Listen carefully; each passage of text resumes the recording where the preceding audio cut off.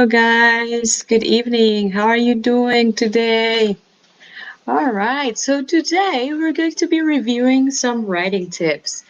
As you all know, whenever we are on an English lesson class or any language class, actually, we tend to um, request to our students different kinds of tools and products that might help them develop their strategies learning the new language. And one of them that sometimes people don't like is writing.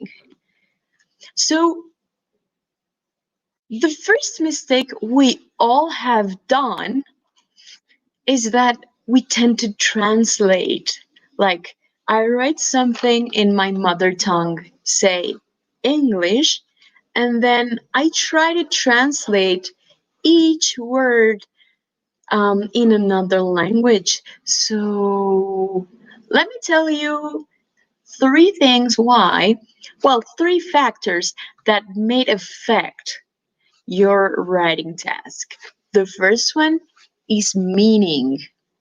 You know, there are differences between languages at times that make us lose sight of precisely those points.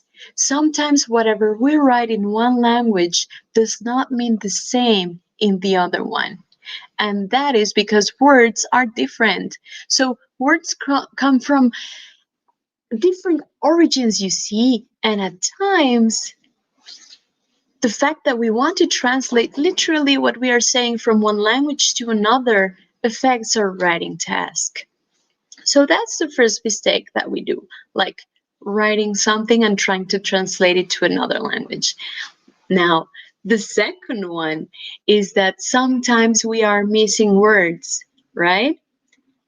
So if we do not read books, fiction books, if we do not read stories, if we do not read articles in the target language, say Spanish, we're not going to be able to get to know the different meanings that Spanish carries.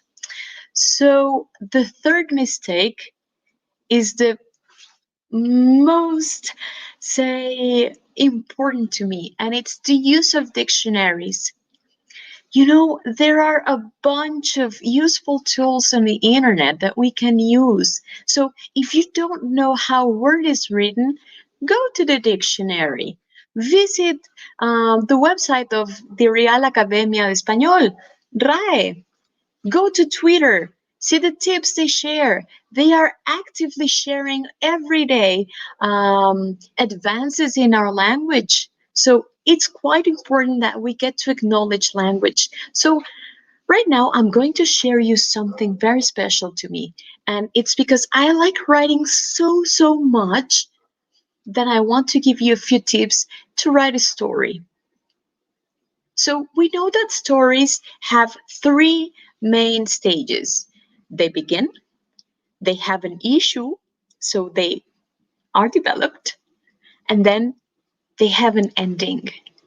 It can be good or not depending on the characters. So right now I'm going to share you one of my resources, and this resource is one of the, say, um, easiest that I use to teach my students in Spanish. Now we're going to switch to Spanish, all right? Well, we're kind of mixed two languages. So give me just a moment so that you can see what I'm talking about. Also, whatever you can do to increase your vocabulary, it could also be something fun, like listening music. Sometimes you listen to new words, and then if you are curious enough, you will find that those words have a different meaning themselves. All right, guys. So, writing stories. Have you ever thought about your characters? Are they cool? Are they sad people? Are they interesting people? What do our characters do? All right, now there is my screen. So, to write a story, I mentioned before, you need to know three things mainly. So you have a general idea. I want to write about a superhero. Okay, so there is my first character. Now, I need to see, will it be formal? Would it be complex? Will it be plain and simple? In my opinion, do it plain and simple. Do it as easy as you can. Because if you start writing, then of course, ideas are going to continue to flow. So the very first thing you need to do is outline. Outline everything. How to do it. ¿Qué? What's going to happen in my story? So I have this superhero and he saves the world. Okay, that's my qué. Mi superhéroe salva al mundo. ¿De qué? De una hecatombe, de una catástrofe. Awesome! Then you know who. Well, my characters are super important in my story. Of course, I need to know who is the superhero, who is the villain, who are the people they are going to save. ¿A quiénes voy a salvar? ¿Quiénes van a participar en mi historia? That is highly important to develop during the whole course of the development of the story. Then, when? Did it happen before? Like 50 years ago? Will it happen in 100 years from today? Will it happen, I don't know, 2021? ¿Cuándo va a suceder mi historia? Is in el pasado? Because if it's in the past, I have to consider various things of my context, say political issues, different stuff that have to make in a way sense with the time that I'm setting. Then when you do this, things start going out. Am I correct? So then where will it happen? If it happens in Mexico, I have to do research about Mexico. If it happens in Europe, I have to do research about Europe. If it's going to happen in space, I pretty much can make up everything. So writing is a personal process. Writing it will show the people who you are and how your mind works. And it sounds dangerous, but it's also super creative and super cool. So do not be afraid of writing. Do it. Practice more. Then, after I have decided where my story happens, let's jump out to cómo. ¿Cómo se afecta el mundo? How is my villain going to affect the world? How is my superhero going to save the world? How are people going to react to it? Are my people going to love or hate my superhero and my supervillain? So those are certain factors that help you outline your story. And then why? Why is this happening? Here resides the problem. Let's use one example. I have my population that is living in a world called Era. So the residents of Era are running out of water. So that's my problem. They're running out of water. And then this supervillain knows that they are running out of water.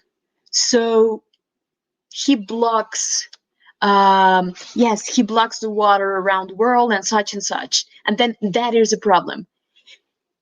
What is my superhero going to do about it? Right? And then we go back in the process. How is he going to save it? Where is he going to start? When is this going to happen? Just the porqué is highly important in our story. And then the ending. Why do we need to know the ending of our story since the very beginning? And that is something super important that I was made aware recently when I was taking a class about writing. If you don't have a writing purpose, then you are not going to be able to write anything. Si no tienes un propósito para escribir, las ideas, your ideas are going to be blocked. So you have to know how your story ends. El superhéroe muere, the superhero dies, he saves the world, and people love him. All right? So if that's going to be my ending, super. I have my outline. How to follow this? All right, let's go to writing. What happens first? It has to be coherent. It has to have an order. Are we going to start narrating from the middle of a story, from the very beginning, from the ending? How are we going to write it? We are narrating pretty much everything, so we have to make our writing attractive, and then